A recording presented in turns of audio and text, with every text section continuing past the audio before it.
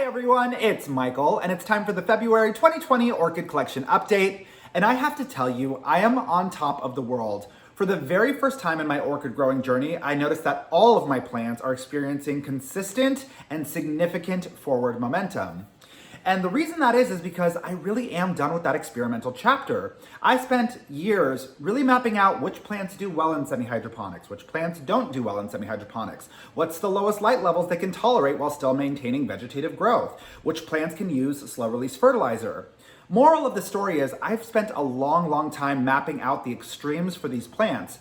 And in the process of exploring those extremes, I halted momentum on a great many of my plants.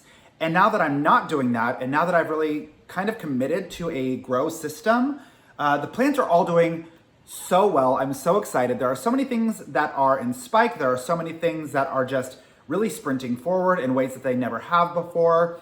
And I feel really happy. And you know, that doesn't mean that my system won't ever change again, but I do feel very content with what I'm doing right now. Now, in regard to what my system is this month, it is the exact same as it was last month. I am continuing to flush all of my orchid containers once to twice a month. I am also fertilizing with dilute nutrient solution in between those flushes. I am also continuing to mist all of my plants every morning, and I gotta tell you, it's just working really well. Now, one concept that I am struggling with this month is the concept of release. Now, even though a lot of my plants are doing better than they were before, I still feel inherently frustrated with some of them. Plants like my Zygonesia cynosure, it's super prone to spotting. It's gotten a lot better. It's putting down a new root system and I can see it gaining momentum. But even as it gets better, I still feel frustrated by it because I have such a long and extended narrative of struggling with it. So I guess one of the things that I'm asking myself is, do I need to just release these plants and give them to somebody else? Do I need to give them to my friends? Because I don't remember who it was, but somewhere along my orchid journey, someone said, if you have a plant that won't behave for you, give it to someone else and give them the chance to love it. And I really like that principle. I think the reason I'm struggling with it is because since the plants are still partially in a recovery period, I don't feel really great about giving someone a struggling plant, because if it dies, it's clearly my fault. But I do want to consolidate and minimize this energy, because I know some people are going to think I'm crazy when I say this, but plants can feel that energy. Plants can feel that emotional energy, that psychic energy, whatever you want to call it. But I think that they are not performing to their maximum ability because I don't love them. They make me upset. They make me frustrated, and they can tell. So that was a bit of a sidebar. Now, without any further lead-in, let's just go ahead and talk through the plants, and I'll show you everything that has something new, different, and interesting happening this month. Jumping in with number one in the collection, this is the very first orchid I ever purchased. This is a mini purple Phalaenopsis, and this hasn't done much of anything for a very long time. And actually, if I take you into the medium, you can see quite a bit of mineral buildup, but again, with the very high quality water that exists in San Francisco, I'm starting to see significant resolution in that mineral buildup. Beyond that, look at how many beautiful new roots it's putting out in the container and aerial as well. It has had a basal keiki for almost as long as I've had it, and that basal keiki is really starting to mature into its own little plant. But the thing that I find exciting about this is the very first plant in my collection. It's a miracle it hasn't died. And I do think that I'm very close to getting this one to rebloom. And that will just be a personal triumph for me if and when that happens. Now moving on to number three in the collection. This is my Wilsonara Aloha Sparks. This is the one that I divided a very long time ago and almost completely killed in the process. And you can still see the residual damage. You can see the pseudobulb drying up here. You can see the dieback on the leaves. But what's remarkable is it put out this beautiful new growth after I got it repotted for the second time. It put down quite an expansive root system. And wouldn't you believe it, I don't want to tug too hard at this, but there is right inside a flower spike coming in. The last time this spiked for me was right when I moved to Los Angeles, and it produced almost a 4-foot flower spike. This has the most gorgeous display of beautiful red flowers, and I'm just so happy to see it recovering.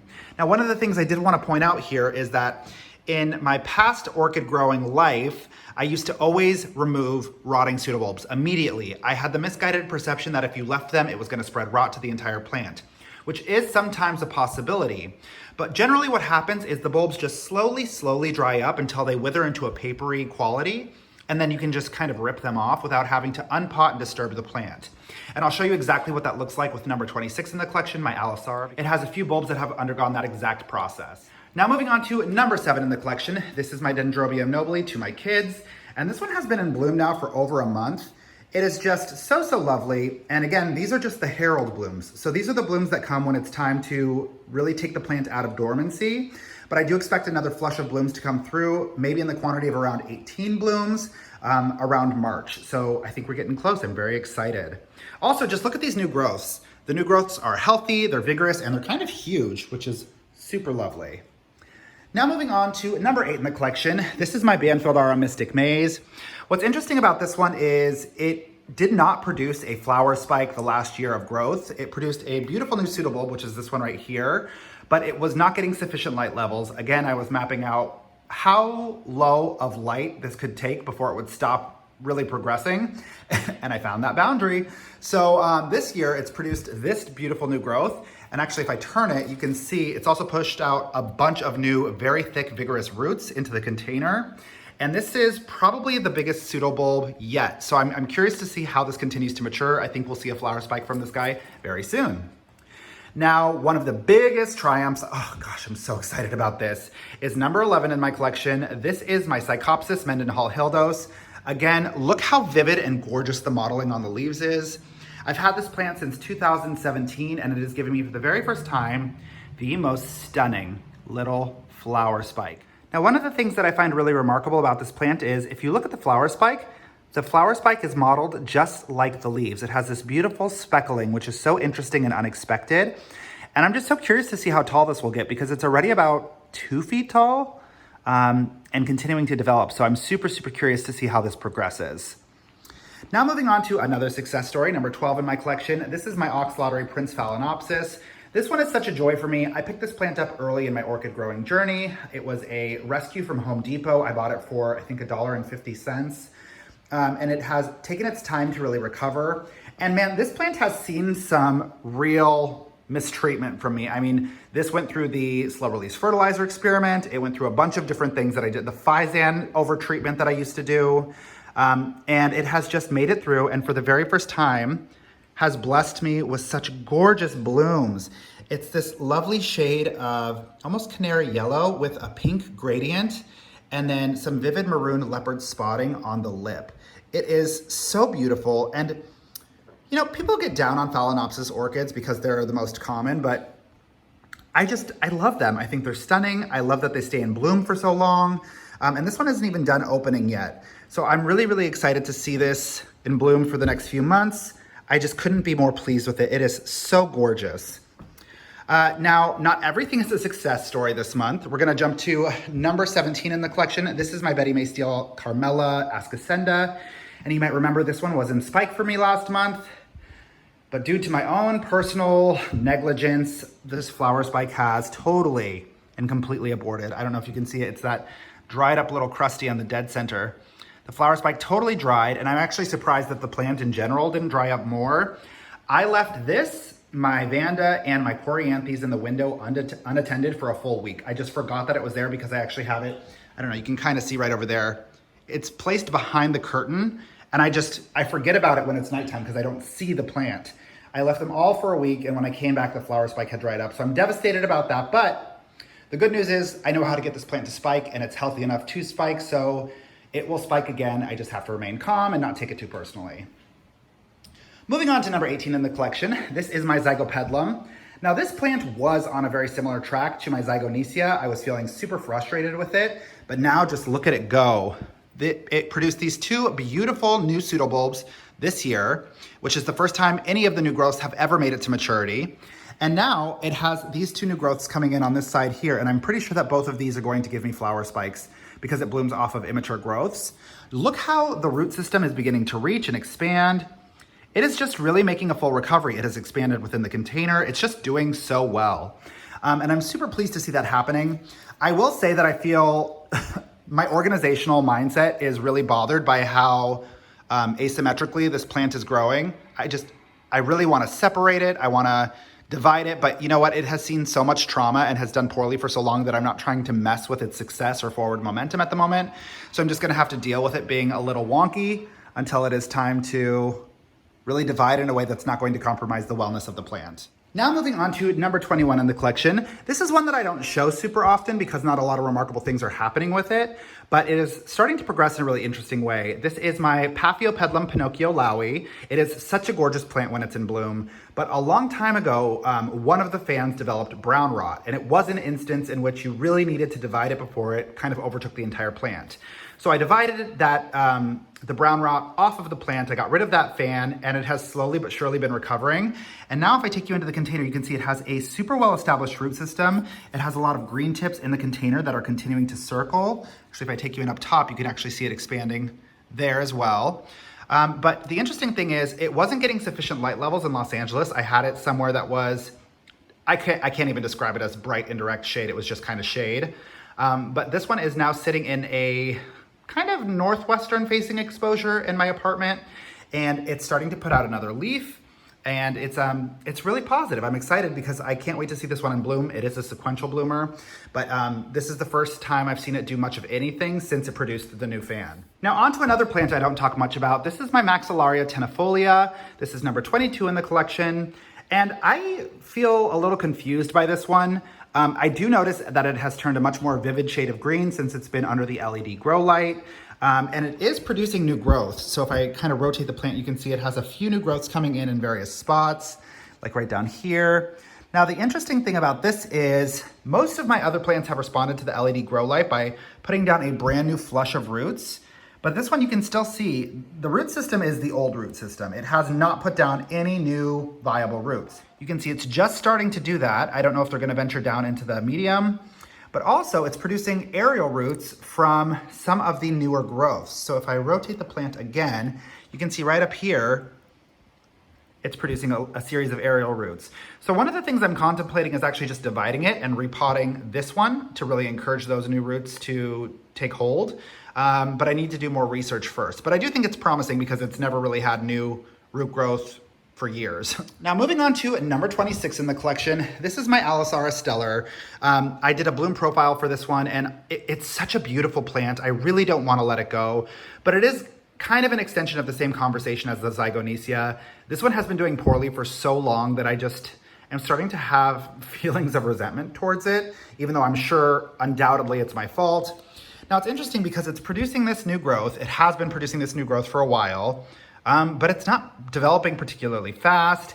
And this is what I was mentioning in regard to number 3. If you just let the pseudobulbs die back on their own, they eventually become like this withered, papery thing, and you can just pull them right off without compromising the potting or really upsetting the plant or destabilizing it. Now this one, I'm not quite ready to give up on it. I'm not quite ready to gift it to someone else, but I think what I might do is unpot it, wrap the entire thing in sphagnum moss, and just hope for the best. And if that kills it, at least it's the end of a chapter. And if that helps it succeed, then I'll get to see this beautiful plant in bloom again. I will link the bloom profile below if you have not seen it. Now onto a slightly more positive note, we're moving on to number 28 in the collection. This is my Cattleya Mini Purple Blue Hawaii. I love her so much, and she broke her own record.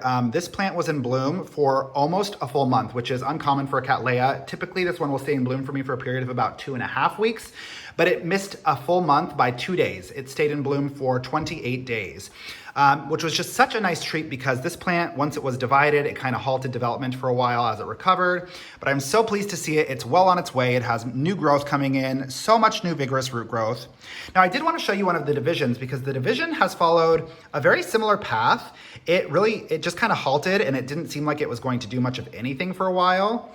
But over time, it slowly started to produce new roots. You can see it has a brand new growth coming in at the dead center of the plant, and I'm curious to know if that will bloom because it's a mature plant, it's blooming size. But also, it just took a while for the roots to get established in the container, but once they did, the plant just really started to sprint forward. So that is super positive. Now moving on to the infamous number 39, my Zygonesia cynosure Bluebirds.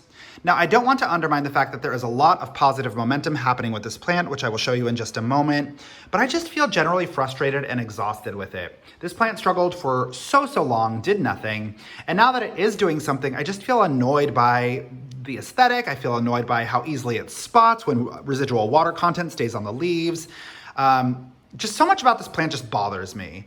And I don't like feeling that way, but I do think if I can just hang in there, things are gonna get really good. Now, one of the things to know in general about when you transition your plants from insufficient light levels to an LED grow light, for example, you'll see a lot of attrition and dieback on the existing leaves. So that's what you're seeing here. That's not an indicator that anything is going wrong with the plant. The old leaves are not really structured to receive that intensity or quality of light, so they die back. And then in its place, new growths come. So you can see these new growths. Look how much better it looks. So much more positive. It's putting down a whole new flush of roots. But I just am annoyed with it. And it's similar to my number 18. It's just growing in a really odd and peculiar asymmetrical fashion. But it finally has a new growth coming in on this side to kind of balance the equation. Now, I'm not quite at a point where I'm ready to give up on this one, but I do feel pretty significantly provoked and triggered by this plant's behavior. And I'm sure it feels pretty significantly provoked by mine. So you know what, we're just gonna have to learn to live with each other. Now moving on to number 46 in the collection. Now I'm super excited because for the very first time in my orchid growing journey, I am achieving double spikes and I'm achieving them relatively easily. So you can take a look. This is my Oncidium Twinkle Pink White. And just look at this beautiful flower spike coming in. And oh, what's that? A second flower spike as well. Now, similar to what I was just describing with the leaf dieback on my Zygonesia, that the same thing is happening here. So don't be alarmed by the fact that the old growths are dying back, because in their place, you have this beautiful new pseudobulb, these beautiful new leaves, all of this new growth.